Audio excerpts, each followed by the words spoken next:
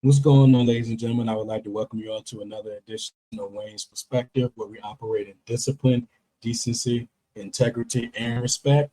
And I'm coming through with another video just for you. Okay, so now when it comes to discipline, decency, integrity, and respect, we're going to get that from one end of this video, and on the other end, we're not going to get that. But stay tuned. Y'all will see exactly what I'm talking about. So before I get into this reaction video, which will be courtesy of Karen Hunter, so shout out to that sister and her platform. She does great work. You know, dignified black woman, I must say. So if give her a follow and support her and check her out. Like I said, she does good work over there on her channel. And fair usage for the video, fair usage. So before I get into my reaction, let me start by talking about CNN for a bit, if y'all don't mind.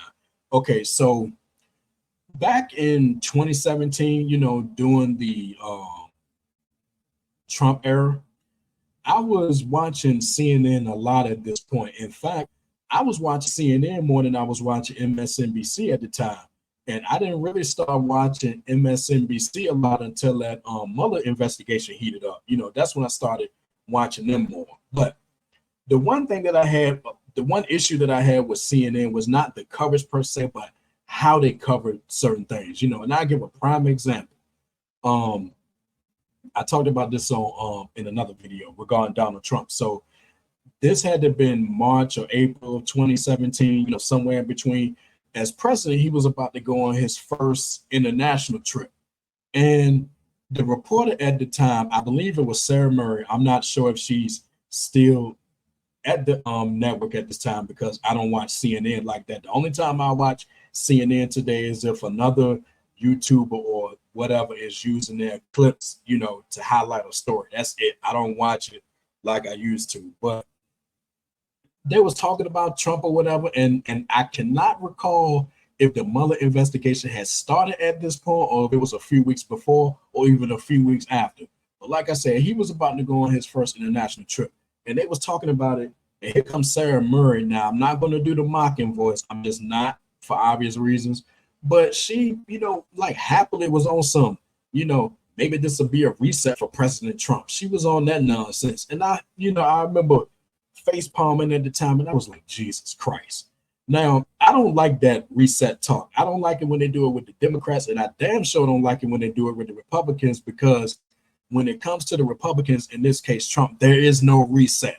It's like every time he did something, they would come with that, well, maybe he's about to reset, or maybe he understands now, and all this other stuff. And I'm like, no, it's no understanding with this guy. It's no second chance or third chance or fourth chance or fifth chance and so on and so on. It's just not that. And they just had this view, and other media outlets had it too. It's like they were just chomping at the bit to give Donald Trump credit for any and everything. Like they were just chomping at the bit to do it. And it was just so nerve-wracking.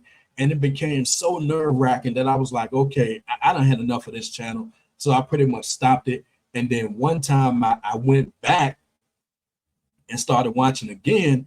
And then it was another incident that made me stop watching altogether. And that's when I come to this particular article that I'm going to share here. I'm not sure if you all remember this, but I'm definitely going to talk about it. All right. Now, this is courtesy of the Bulwark. Credit to Jill Lawrence. Now, this was from last year, so this will mark 1 year when June 8th, 2024 gets here. So basically, I'm going to read this entire thing. And this article, I saved it. I bookmarked it on my computer because I knew I was going to reference it at some point, further down the line. And that's what we're going to do here. So this is going to give y'all, like a not necessarily an up-to-date look, but this is going to tell the story. And then from here, this is when I get into the Karen Hunter video, because it's kind of, well, then again, this particular video, since Abby Phillip is with CNN and she's going to be a part of this reaction video too, it ties into this video too. So I'm going to go ahead and get started by reading this. Okay. Chris Litt broke journalism rules and CNN. The legal network is turning off conservatives and liberals alike. Can new leaders save it? And again, credit to Jill Lawrence at the Bulwark. And this is from June 8th, 2023. All right. Shocking news. Boss with limited experience running a giant journalism enterprise violates an iron rule of news reporting and ends up forced out. What's that rule? Never be the story. It's not about you. What's another iron rule? When office politics, drama, and competition ratchet up, step back, put your head down, and do the work. Do the work. All that's important is the work. Those are the rules I learned over decades of news reporting. The rules for entertainment and opinion journalism are different. In those cases, it is sometimes about you, and drama might be part of the deal, which is why Chris Litt should have never gotten the job as CEO and chairman of CNN Worldwide. That's true, but we're going to continue on. Running shows for Stephen Colbert and Joe Scarborough is not the same as running an international cable news network that has proven time and again that is an indispensable, fundamental part of the media ecosystem. That's especially true during the biggest land war in Europe since the Second World War. In this fraught moment in American politics, one of the two major parties and its leading 2024 candidate are proven threats to democracy, and it's not the time to install a naive-sounding novice atop a major news network. Now, I believe that at this point, Donald Trump had already said that he was going to run. Now, if he didn't, looking back on it, all signs are pointing to him running in 2024. Now, initially, I didn't think he was going to run, and neither should he have ran, but that's an entirely different story. But, that is what was happening. So let's continue on. Litt may be leaving it, but in many ways, the damage is done, whether by him or others at CNN. John Harwood and Brian Stelter, who reported with clear eyes on the Republican Party's road to ruin, are gone. They were way too clear-eyed and outspoken for the CNN brass about what's been obvious for years.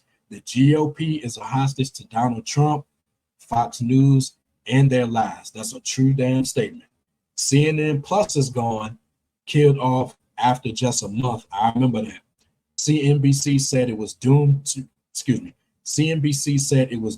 due to an unusual mix of corporate deal-making, leadership disagreement, unexpected resignations, and legal restrictions. Eliminating it seemed like a short-sighted decision given that streaming is the future of the industry, and plans for bundled streaming will bury the pioneering cable network's identity, history, and reputation. Okay, he said, she said, I'd signed up early for CNN Plus and was disappointed when it folded and my money was refunded. And for the record, I didn't sign up for it. Neither was I going to sign up for it. But I digress. As for the morning show implosion of Don Lemon, Caitlin Collins, and Poppy Harlow, Litt's athletic trainer, Joe Massonet, had the best take on that. As Atlantic writer Tim Alberta sets it up in his unforgiving dissection of Litt and his tenure, I'm going to put a link to that in the description box too. That article. Hopefully it'll give me access to it, but I'm gonna put that in the description box too. Excuse me. Masonette mentions some news from the sports world. The Brooklyn Nets, who had built their franchise around 3 all-star players, had just traded away the last of them, a catastrophic end to a once promising experiment. All that talent, Masonette said, but no chemistry. Okay, now let me go back for a bit. Now, Don Lemon, he's gone. Caitlin Collins is still there. I have some issues with her, but that's another story. And Poppy Harlow, she left the network like a few weeks ago as of this recording. Now, I'm not sure where she's going to land up, but I was thinking, she would be a good fit at MSNBC. I'm sorry. Who do I think she should replace, if any? I'm not sure, but she will make a good fit on MSNBC, but we'll see what happens with that. All right, now, here's what I wanted to get to. Last month's Trump town hall was a triumph for Trump and his lies and a debacle for journalism, as everyone has noted, a wholly predictable outcome, as everyone has noted. That was true. I remember saying that. Let me tell you something. I'm not sure how many of y'all remember that from last year, but CNN were heavily paying for that town hall. I mean, I didn't see the entire thing, nor was I going to waste time watching it, but I remember seeing the news clips about it. It was a mess, and it was a debacle. And it's crazy. But let me continue on, because I'm going to make another point about that if it's not made in this article. So why didn't Litt get that Who could not have noticed the media's mistakes over the last 8 years, starting with Trump rallies live, showing them live, and free of real-time fact-checking? Who could have missed that moment in early 2016 when Leslie Moonves, then CEO of CBS, said all these things about a GOP primary race he likened to a circus with bomb throwing? It may not be good for America, but it's damn good for CBS. See, exactly. All about ratings and profit. And I've never seen anything like this. And this is going to be a very good year for us. Sorry, it's a terrible thing to say, but bring it on, Donald. Keep going. And Donald's place in this election is a good thing. And the money's rolling in, and this is fun. Yeah, because everything is a damn joke. But anyway, the fun ended when the unthinkable happened. Trump won. All the dangers we could imagine to pass, and much more. Moonves' remarks should be cast in bronze in a journalism hall of infamy. They live on within the profession, but apparently Lit did not see them as a caution against unleashing an unfettered Trump on live TV. And although Lit is on his way out, CNN now appears to be locked into giving town halls to all Republican presidential aspirants, or at least the leading ones. However, that's defined. So far, Nikki Haley was up on June 4th. Mike Pence had a turn Wednesday night, and aspiring Trump slayer Chris Christie is on for Monday. Now, let me stop for a bit right quick. Now, that Trump town hall that they're talking about, I remember, I believe it was a few days later, or it was the next week, there was Anderson Cooper, who pretty much went on this, I wouldn't even call it a rant, but he was pretty much trying to, cover for CNN, saying that, okay, we have to put Trump on there so y'all can see what he's about, which doesn't make sense because, I mean, if we don't know what this guy's about now, then I don't know what else to tell you. So that explanation went out the window. And then he was pretty much trying to give like this little lecture, and I'm paraphrasing, a little bit, but in a sense, trying to tell you, you gon' look at this, or you gon' check it out, or just basically trying to give a lecture. I wish I would be able to go back and get that comment, but I don't feel like going all the way back to 2023. But his lecturing tone and this slight arrogance, like standing up for CNN and basically trying to make it seem like we're crazy for questioning the network for even giving him the platform to do that town hall. And when you saw the results, it's like, why are you trying to double down on the decision that you made? And like I said, just the lecturing tone all together, and the look on his face, like he was indignant, like this is what it is, like sir, whatever. So continuing on, Trump is someone who never admits a mistake, who never admits fault, who always finds someone else and something else to blame for whatever goes wrong, but finds every reason to take credit for anything that goes right. And if we don't have that conversation with you, we don't deserve to ask for your vote. Okay, I agree with that. Christie, the self-proclaimed Truth Matters candidate, told Republicans in announcing his campaign, which he later ended. Mike Pence later ended his. Nikki Haley ended hers. And as it turns out, she's going to endorse Trump, which is not a surprise to me. It just totally makes everything that she did and said leading up to that moment pointless. Continuing on. He also compared Trump to Voldemort, the villain in the Harry Potter series, whom author J.K. Rowling has described as a raging psychopath, devoid of the normal human responses to other people's suffering. The former New Jersey governor's history with Trump has been a series of dramatic hairpin turns, among them harsh criticism followed by an early endorsement that gave off a nakedly opportunistic vibe, as Politico put it this week in a humiliating account of Christie's maneuvering. It didn't help, of course. I read that article too. What stands out in the timeline is that Christie was named and forced out as Trump's 2016 transition director, and in 2020, Trump pardoned Jared Kushner's father, Charles, who had been convicted in a corruption case Christie prosecuted as a U.S. attorney. The May 10th Trump town hall and a couple of panels substituting hastily recruited Trump allies were supposed to build audience and prove that MAGA Republicans were welcome at CNN. Yeah, I have a lot to say about that as we continue on, especially when we get to Karen Hunter's video. It didn't work.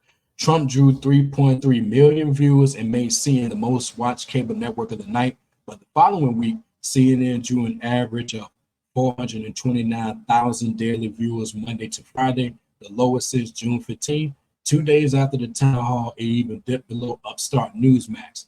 I don't know how much CNN was counting on Haley to convey its message of welcome MAGA, mi casa es tu casa, but the former South Carolina governor and UN ambassador attracted just 563,000 viewers, 83% fewer than Trump. That's a big ass drop. Pence almost always pulled punches about his time as Trump's understudy, even the part where Trump reportedly suggested his vice president deserved the rioters' chance of hanging Mike Pence during the January 6th Capitol attack to keep Trump in power after his 2020 loss. He was still doing it at his town hall on Wednesday night, for instance, repeatedly saying that no one is above the law, yet also that Trump should not be indicted. That makes no sense. Pence has many of us trying to figure out why he is running. I don't see him pulling CNN out of the ratings tank. Update June 9th, 2023. Yahoo News reports that Pence's CNN town hall brought in 632,000 viewers, down 81% from Network's town hall with his former running mate Donald Trump. Christie could reverse the downward trend by promising and delivering a tough but entertaining hour of attacks on Trump. That would be a departure from the much discussed MAGA or Bust Gold Lit and apparently Warner Brothers Discovery chief David Zaslav have been aiming for all these months, but it might also serve as a reality check and a reminder of another way forward. Facts, honesty, reporting, evidence, follow those wherever they lead. Right on. To borrow a phrase from Christie, tell it like it is. And don't talk constantly about creating a hospitable place for conservatives who love Trump. Exactly. Exactly. See, this is a great article, and like I said, it's going to tie into Karen Hunter's video when I get into it. So stick with me, y'all. That's not how to do journalism. It simply blares to the world that, as a former colleague put it to me, you don't know what you don't know. Democratic strategist Kurt Bardella, a former Republican congressional staffer who, in the age of Trump, left the GOP for the Democratic Party, argued last summer in a Los Angeles Times column that CNN should be accurately informing citizens so they can make meaningful choices instead of trying to appease enemies of democracy. Yep. The greatest disservice you can do is to place the lies on the same playing field as those who are committed to the truth, he wrote. That's a good statement. We are on the verge of a crucial time when federal prosecutors can make history by indicting Trump, which they later did, and juries can make history by convicting him. Hopefully they do. Will CNN bring in Trump acolytes and FBI haters to whine about witch hunts and hoaxes and unfairness, even as the charges and witnesses and evidence are out there for the world to see? They would. If Trump wins the GOP nomination despite all, will CNN treat him and his fanboys as normal politicians and voters, putting January 6th and everything else in the memory hole in pursuit of a supposed even-handedness that in fact distorts reality? Yes, they would. All while the nation teeters on the brink of another Trump presidency? Yes, they would. Bottom line. So that's the end of the article. But yeah, shout out to Jill Lawrence for that. That was a real good article. And like I said, I'm gonna put this article as well as this Atlantic article. I'm gonna put those in the description box. As a matter of fact, let me check and see if that article is still active and if I can get it without having to have a subscription.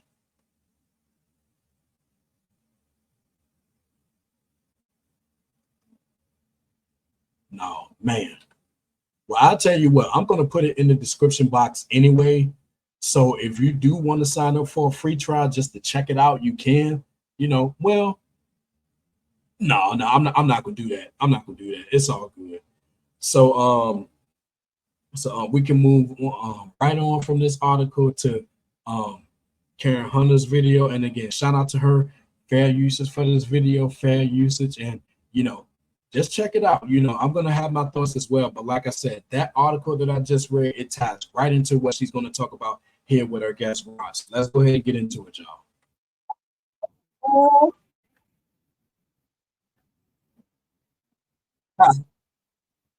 Right on.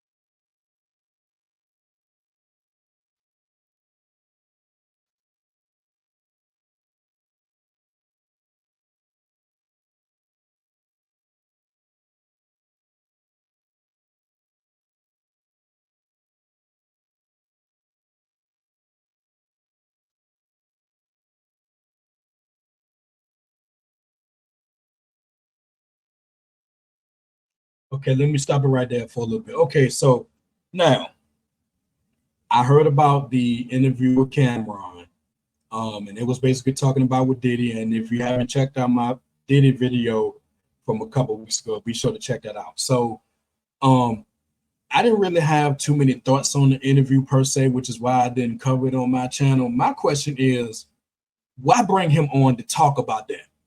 Now, let me back up a little bit as well. Cameron, do I consider myself a fan? Yes. I can say I've been a fan ever since 1998's Confessions of Fire. I like the stuff he did with the Diplomats. I have both of the Diplomats albums, and I have all of Cameron's albums all the way up to the Crime Pays album. Okay. Today, I don't really listen to his music like that unless I'm listening to something where he has a guest appearance, or if he's on one of my playlists and it comes up, and that's no shade to him, much power to him in this platform, along with Mace, who I'm also a fan of from a music standpoint. It's just that my issue is, why bring him on to talk about that? Why? And then that brings me to another issue. Now, in this case, this is with ABC. Now, I'm going to take y'all back for this one. Remember back in, I cannot recall the specific year. So we talking somewhere between 2012 and 2015. ABC News decided to bring Lil Wayne on their platform, in an interview with Lindsay Davis to talk about pretty much the Black Lives Matter movement. Now, we can say what we want about the movement, but at the time, it was a big thing, and I understood what the movement was then, and I understand what the movement is now. Okay. My question is, and I said it then and I say it now, why bring the likes of Lil Wayne on your platform to talk about anything politically related? Why? So what if he was one of the most popular rappers at the time, and even then he wasn't in his peak like he was in 2008, 2009 ish. Why bring him on?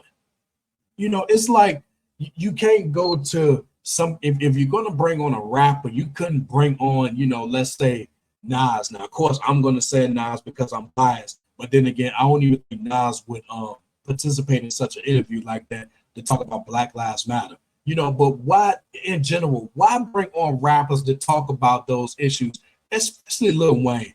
And the reason that I bring that up is because I remember seeing the clips of the interview, and number one, he was arrogant, and he basically dismissed the entire damn movement on his face, pretty much saying, and I'm paraphrasing, he was like, what's, Black Lives Matter, what's that? The only thing that matters is my bitches or something like that. And I'm like, dude, please, and I'm not a fan of him, so I'm not going to talk favorably about him to begin with. Now, I think, if my memory serves me correctly, I think he ended the interview prematurely, and you should have saw Miss Lindsay Davis there. Poor her heart. I mean, bless her heart. She sat there and she had this disgusted look on her face. I mean, you couldn't miss it if you tried. More or less saying, I can't believe this, but just the look of disgust on her face pretty much will make you think, okay, why did ABC News feel the need to bring this guy on to talk about political issues? And again, he just outright dismissed the Black Lives Matter movement. Either he didn't know about it, or and didn't care to know about it, or he knew about it but still had that dismissive attitude towards it. And again, we can have a discussion about the Black Lives Matter movement. We can do that, in our circles, okay? But again, why bring him on? Just like going back to the Cameron video talking about Diddy. Why bring him on? Why bring a rapper on in general? Why? You're not going to help anything. And I just wish they get out of this situation, for the lack of a better word, thinking that rappers, in this case, even some of the elder rappers, why bring them on? Well, now let me go back to my point. They need to get out of this thinking that rappers speak for the entire Black community, when in most cases they don't. I say that as a hip hop fan. In another era, that we could do that because of how different things were back in the 80s and the 90s, but it's not like that no more. You see what I'm saying? So again, why bring him on? That's my thing. And again, that's no shade to Cameron. No shade to him at all. It's just CNN. You got to do better. But let's carry on, y'all.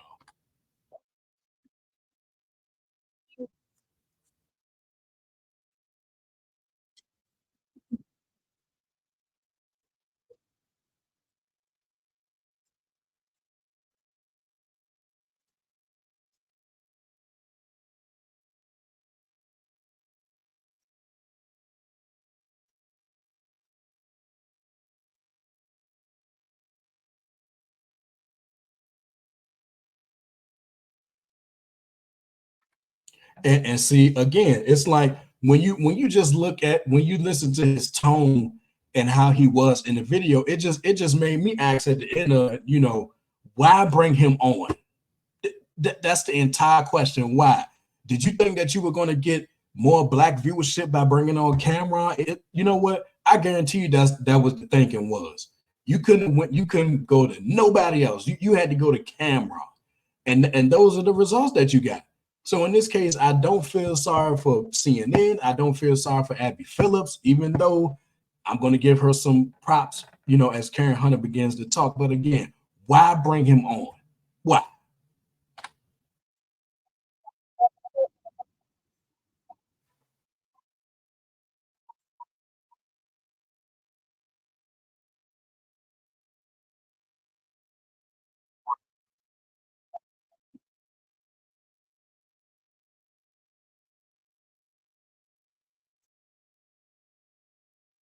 Yep.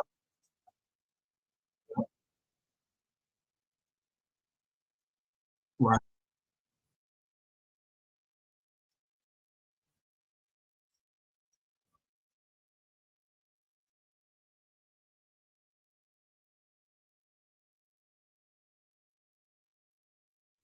And see, okay, now I'm glad she mentioned that because I'm about to go in. Now that the conservative black men brigade and all that. Yeah, I like the wordplay there.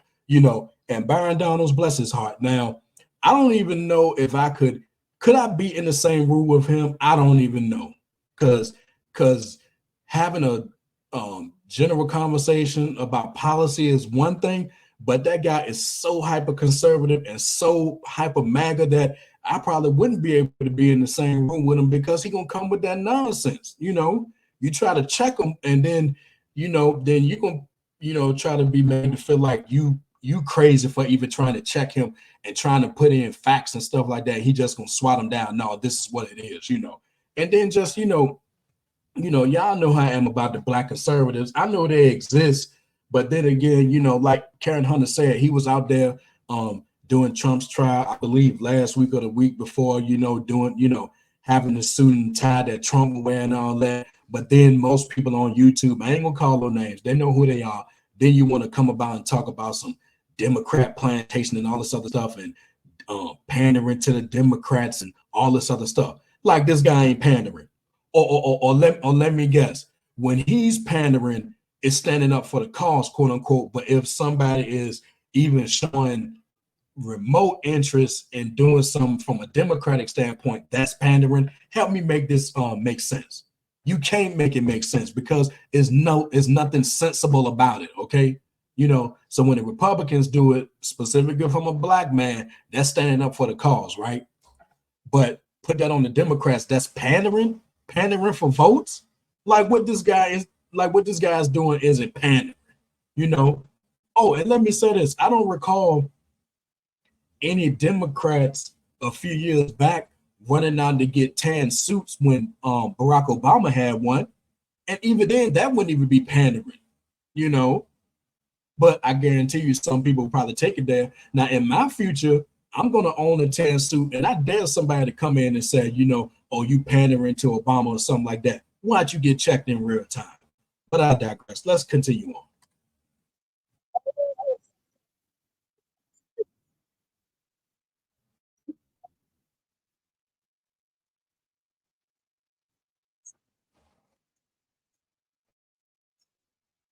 And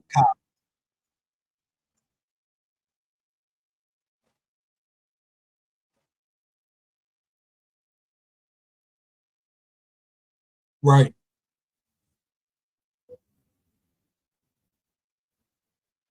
check this out, y'all.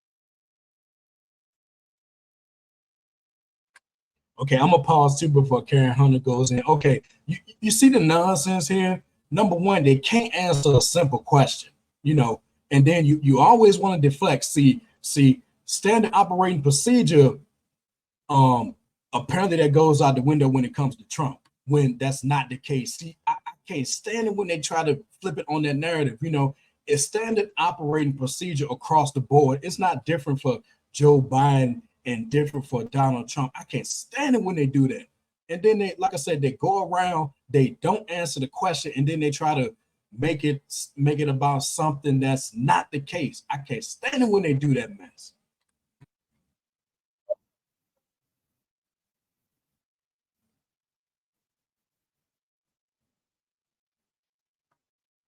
Right. And see, you mad at the media, but then you go on media spaces and talk about this. Help me make it make sense. And then you acting like either Biden or Garland or somebody made a decision for the media to go in. Huh? Where does that make sense? So yeah, Karen is right. You know, if you're gonna be mad at somebody, be mad at the media. But then again, you should know by now when it comes to something like that, it's gonna be a spectacle because Trump is involved. I mean, come on, they kill me with this nonsense. Right,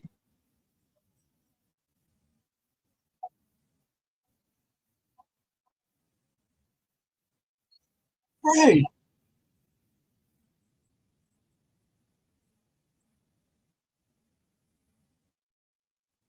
Uh-huh.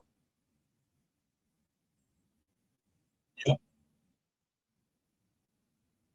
True, true facts. Biden cooperated, and I'm pretty sure that even if he wasn't president, he still would have cooperated with it.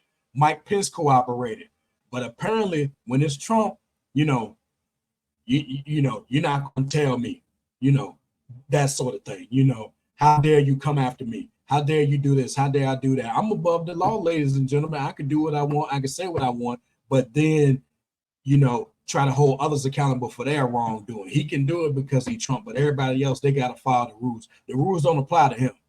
Like I said, if these cats want to continue to follow their collective source for the likes of Donald damn Trump, knowing full well he wouldn't do the same thing to y'all, congratulations. You continue to play yourselves in real freaking time.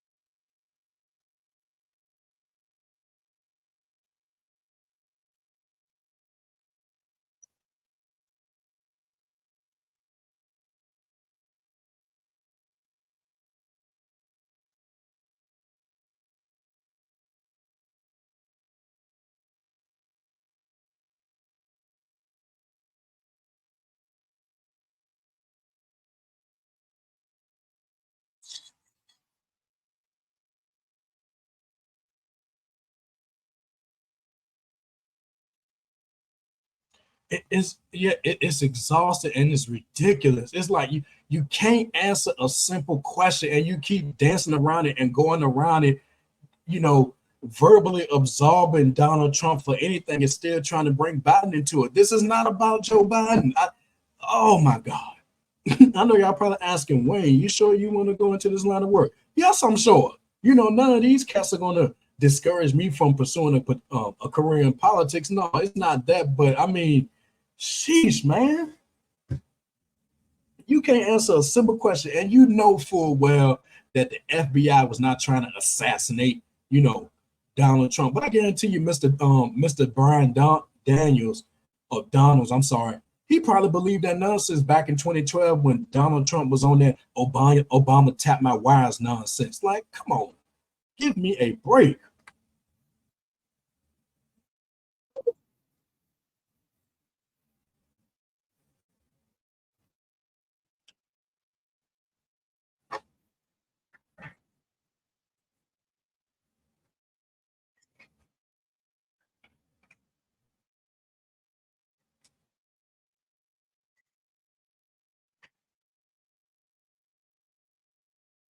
Right.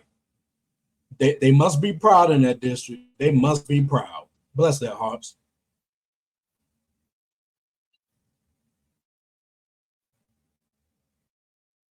Exactly.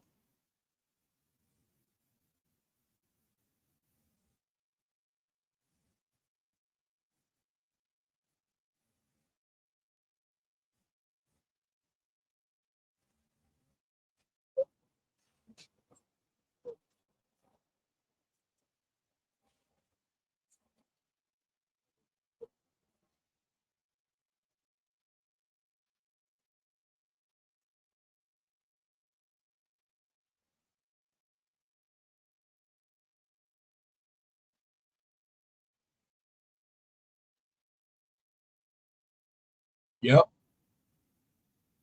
It's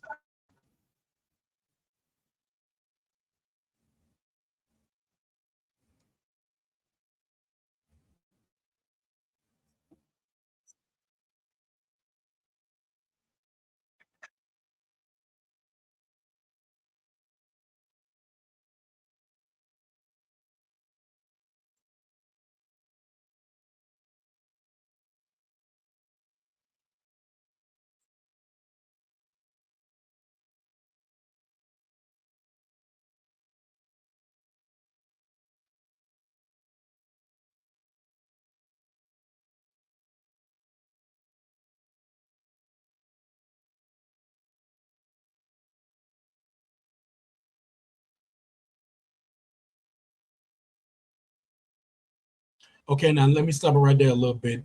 They got about a few more seconds, but yeah, getting back to the Cameron thing, like I said, I don't really have any additional thoughts on that one, but I mean, he had to have known that's a good point. He had to have known that they were going to bring up the Diddy thing. And I mean, he commented on it, but then towards the end, I guess to act like, why are we talking about this? Okay, oh man, that's a slightly tough one to tackle because on one end, I see his point a little bit in that, are we going to talk about Diddy for the entire interview?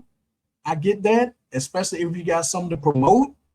And then on another end is like, okay, you had to have known, the slippery slope there.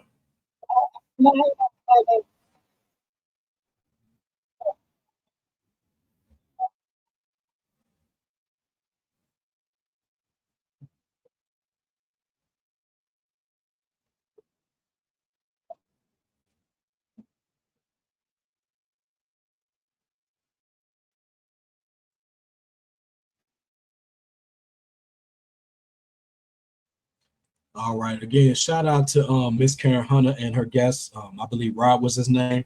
Shout out to them for the video. It was pretty good, brief but pretty good. And like I said, man, you, I still think about that guy from Roland Martin show a few years back when he, I guess he was a conservative at the time. I'm not sure if he still is, And by the way, them black conservatives that used to be on his show a lot, I wonder where they at right now. But anyway, wherever they at, stay where you are. Don't come out of work. Don't do a podcast. Don't come on Roland Martin show. Don't have a YouTube channel. No, wherever they at, stay where they at. As long as they less visible, keep them there. Okay. They may be brothers, but okay, keep them where they are. But going back to that comment, I remember that guy, like I said, he was a conservative then. I'm not sure if he is now. I can't recall his name, and I'm not going to go that far back to try to find that video, but he was on there pretty much saying, well, I'm trying to get a lot of black men to sign up to be conservatives. There aren't too many of us. And my thought was, okay, good luck getting them, you know. And I mean, having a discussion is fine, most of the time, but them cats will never say anything to convince me to hop over to that side. Never, never in a million years. All the money in the world wouldn't make me start to register mentally, verbally, or otherwise on that conservatism nonsense. No, no way. No way in the world. But but again, this in this situation is almost like facts be damned. We're gonna force this nonsense and these untruths on y'all, especially when it comes to sticking up for the likes of Donald damn Trump. We're gonna force that on y'all because we say so, no matter what the facts tell you, good and damn well the FBI ain't orchestrating no assassination plot, but you're gonna make that be a fact no matter what the evidence is saying. But I digress, y'all. But anyway, again, shout out to Karen Hunter and her guest Rod for that video. It was pretty good. Follow her if you haven't done so already. And with that being said, we come to the end of this video. So if you like what you heard and you're ready to become part of Team Discipline, go ahead and hit that like button and drop some comments if you're feeling the content. And last but not least, hit that subscribe button along with the bell so you're notified when I drop new videos. And until next time, my people, take care of yourselves. And remember, the power of the mind is valuable always.